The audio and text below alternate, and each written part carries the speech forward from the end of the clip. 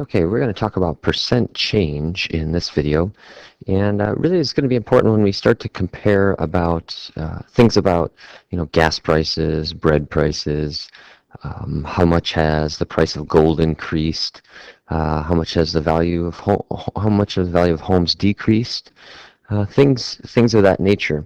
And so we're going to follow a formula here for percent change. We're going to try to remember that we want our new price or our new amount, subtract our old amount, and divide by the old amount is really the formula that you want to follow to find percent change. Okay, of course, once you do that, and think about when you're using a calculator, you're going to get a decimal answer. So once we do that, we're going to want to change our decimal to a percent so that we can talk percent change, how much has the value of something changed. And so we'll have to move the decimal twice. So we're just going to do a couple examples here. So example number 1, we'll be looking at just find the percent increase or percent decrease for each of these scenarios. And the first scenario we're looking at is the number 128 becomes 180. And we'll just start with looking at numbers. And the number 128 becomes 180. And so what I want to look at is 128 is the beginning amount, or in my formula scenario, that would be the old amount. And the 180 here is the new amount because the 128 becomes 180. This is the new. Okay, so when I follow the formula, I want to know what is the new amount. The new amount is 180. And subtract the old amount. That's 128. Okay, when I do that, I will be finding out how much it changed.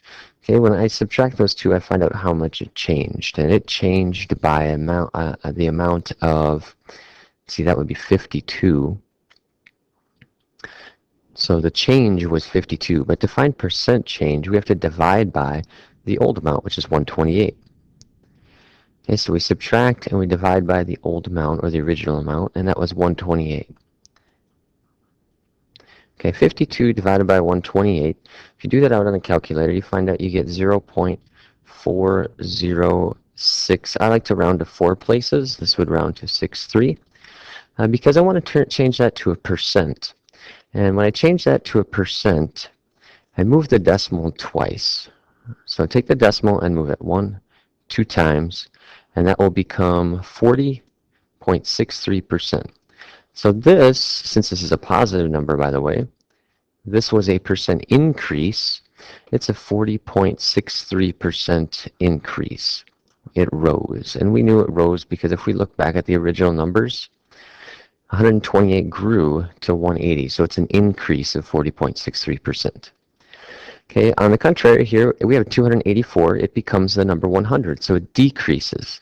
But we're going to follow the same formula. We need to find out the new amount, and the new amount is 100. That's the new amount. It shrunk to 100. Subtract the old amount, which is 284, and divide by the old amount, which was 284. That's our formula. Remember, the top of this fraction is finding how much did it change, and 100 take away 284, you're going to find that you get a negative 184.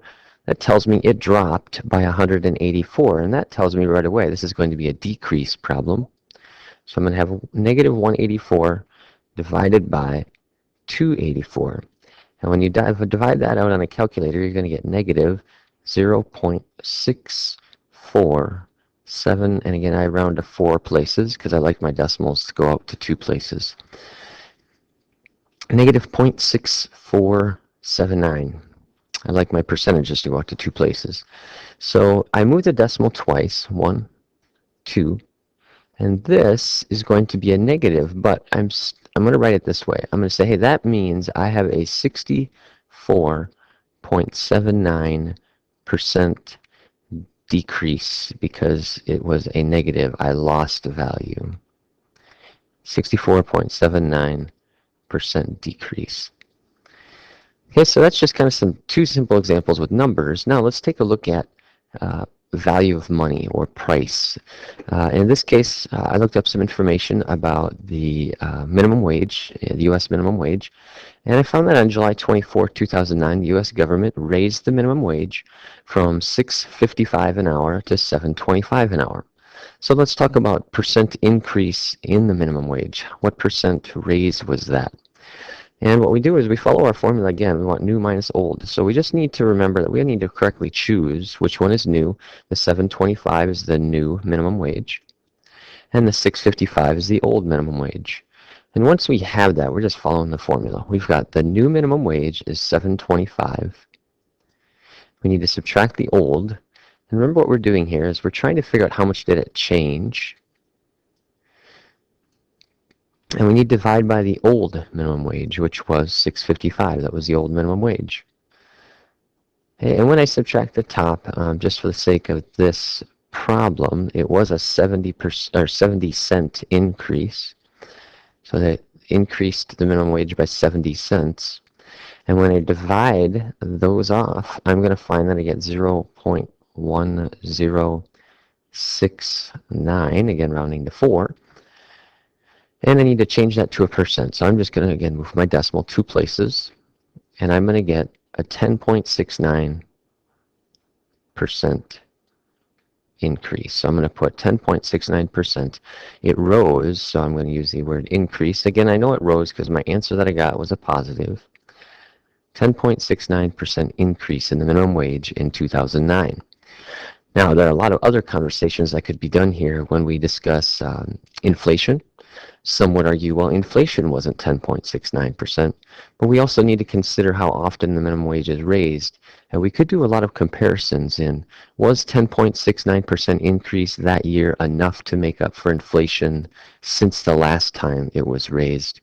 That would be a separate problem that would be really interesting to solve that you could definitely do